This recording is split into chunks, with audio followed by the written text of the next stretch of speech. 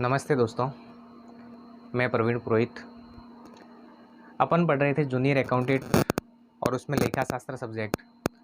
अपने 2 सेशन तो क्लियर हो चुके थे। नेक्स्ट तीसरा सेशन है आज।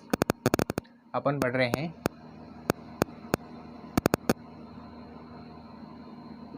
लेखांकन का सामान्य परिचय। लेखांकन का सामान्य परिचय और उसमें अपन पढ़ रहे हैं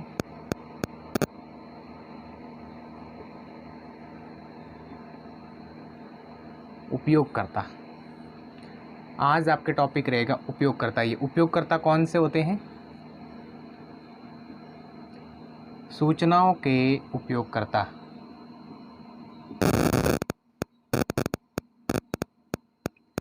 अब देखिए, अपन इसमें ध्यान देने की आवश्यकता है।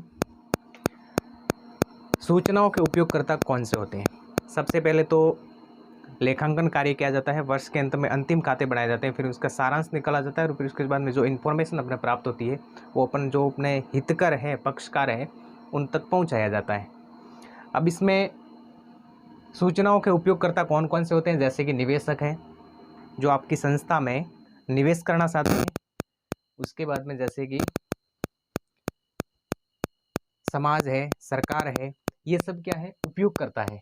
तो सूचनाओं के उपयोगकर्ता कौन कौन से होते हैं, कितने प्रकार के होते हैं, इसके बारे में देखिए। उपयोगकर्ता 2 प्रकार के होते हैं।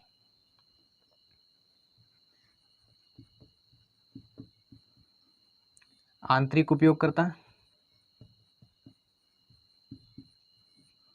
और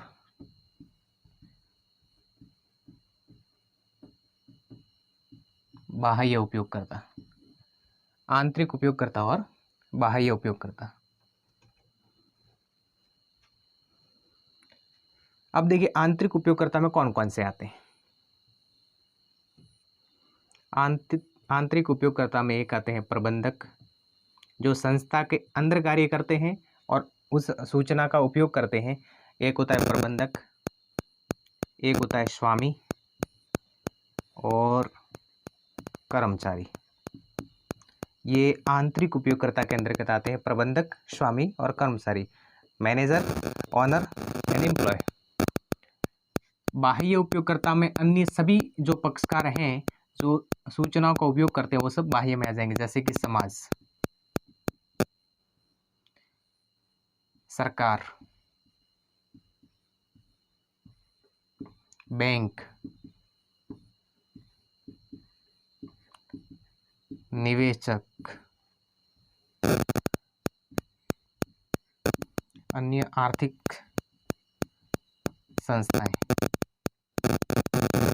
ये सब किस में आ जाएंगे? बाह्य उपयोगकर्ता में।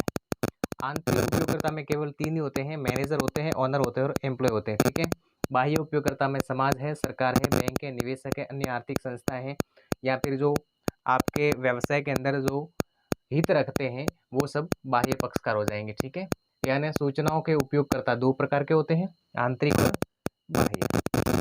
ये तो थे उपयोगकर्ता। पर इसके बाद में एक शब्द आता है आर्थिक घटनाएं। एक शब्द आता है आर्थिक घटनाएं। आर्थिक घटनाएं क्या होता है?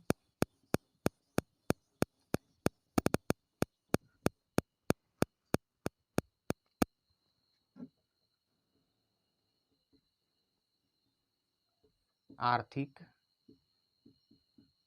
घटनाएं। अब आर्थिक घटना क्या होती है?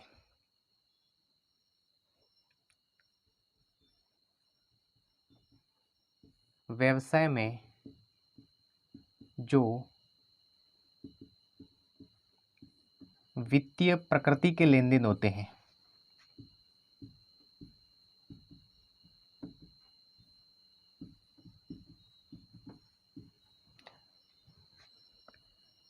अर्थात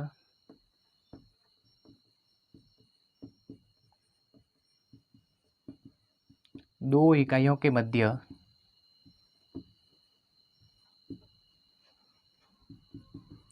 ऐसी घटना घटित हो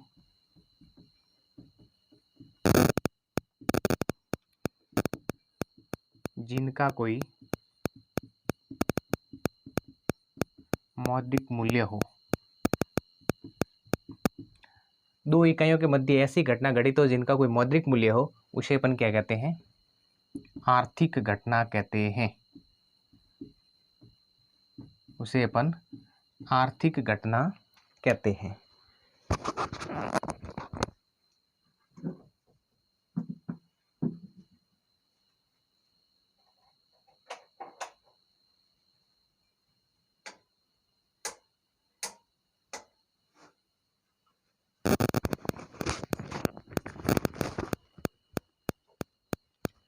ये तो है आर्थिक घटनाएं। अर्थात अपन ये कह सकते हैं कि जो लेखांकन किया जाता है वो केवल आर्थिक घटनाओं का ही लेखांकन होता है। इसमें जो गुणात्मक विशेषता होती है व्यवसाय की, गुणात्मक विशेषताओं का लेखा नहीं किया जाता। गुणात्मक विशेषताओं का लेखा नहीं किया जाता। गुणात्मक विशेषता में जैसे कि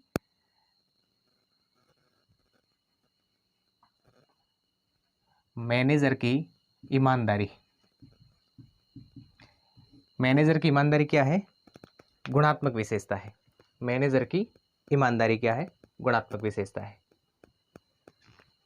इनका लेखापन नहीं कर सकते।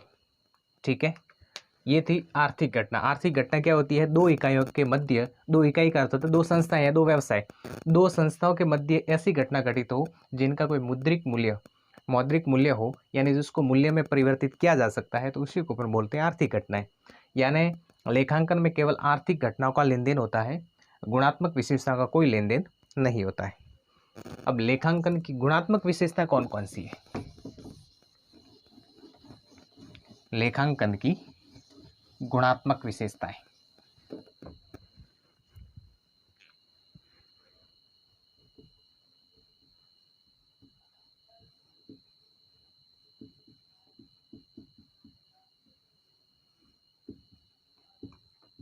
लेखांकन की गुणात्मक विशेषताएं। लेखांकन की गुणात्मक विशेषताएं कौन कौन सी है? सबसे पहले तुलनीयता। अब तुलनीयता क्या होती है? तुलनीयता का अर्थ यह होता है कि लेखांकन कार्य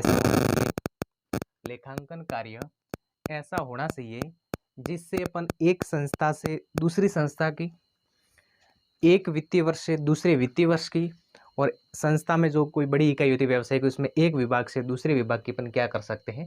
तुलना कर सकते हैं। ऐसा कार्य होना चाहिए। यानी ये विशेषता कौन सी है? गुणात्मक विशेषता है। लेखांकन की गुणात्मक विशेषता में सबसे पहली कौन सी है? तुलनीयता। तुलनीयता का अर्थ होता है कि दो संस्थाओं के मध्य तुलना कर सकते हैं, या फिर एक ही संस्था के दो वित्तीय वर्ष होते हैं अलग अलग, उन दो वित्तीय वर्षों की अपन क्या कर सकते हैं? तुलना कर सकते हैं। या फिर एक ही संस्था में अलग अलग विभाग होते हैं, उन विभागों की अपन क्या कर सकते हैं? तुलना कर सकते हैं। लेखांकन कार्य ऐसा होना चाहिए। सेकंड है दूसरी विशेषता,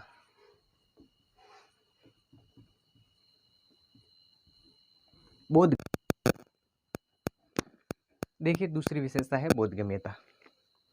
बोधगम्यता का अर्थ ये होता है कि बोधगम्यता का अर्थ है आसानी से या सरल होनी चाहिए। बोधगम्यता का अर्थ ये होता है कि लेखांकन कार्य ऐसा होना चाहिए जिससे आसानी से सभी को समझ में आना चाहिए। बोधगम्यता का अर्थ क्या होता है?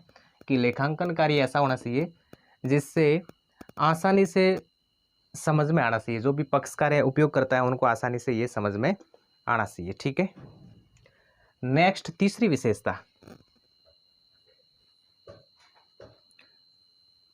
विश्वसनीयता।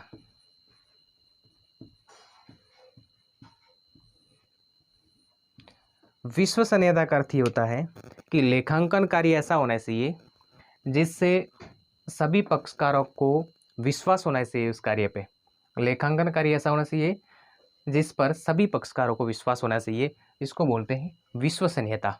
यानी लेखांकन की अपन गुणात्मक विशेषताएं पढ़ रहे हैं। तुलनीयता यानी तुलना करने योग्य होनी चाहिए, बोधगम्यता यानी आसानी से समझ में आनी चाहिए, विश्वसनीयता यानी सभी पक्षकारों का इसके ऊपर विश्वास होना चाहिए। नेक्स्ट है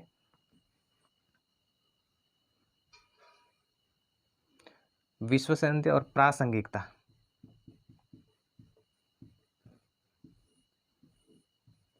प्रासंगिकता का अर्थ होता है कि लेखांकन कार्य है वो प्रमाणकों पर आधारित होना चाहिए। लेखांकन कार्य है वो प्रमाणकों पर आधारित होना चाहिए। किसी व्यक्तिगत इसके ऊपर कोई प्रभाव नहीं होना चाहिए। किसी व्यक्ति का इसके ऊपर, जैसे कि पदाधिकारी या मैनेजर होते हैं, उनका इसके ऊपर प्रभाव कोई नहीं होना चाहिए। जो प्रमाणक होते हैं, अपने पास में प्रमाण होते हैं, उस प्रमाण के आधार पर ही लेखांकन कार्य होना चाहिए। फिर नेक्स्ट है, ये तो थी अपने लेखांकन की गुणात्मक विशेषता। आज अपन ने क्या पढ़ा? लेखांकन की गुणात्मक विशेषता, उपयोगकर्ता, और लेखांकन की गुणात्मक विशेषता, उपयोगकर्ता, आर्थिक घटना। ये था आज का सेशन। नेक्स्ट अपन पढ़ने वाले हैं लेखांकन की शब्दावली। लेखांकन की जो आधारभूत शब्दावली है, उस आधारभूत शब्दावली का अपन अध्ययन करेंगे नेक्स्ट सेशन में। ठीक है, धन्यवाद।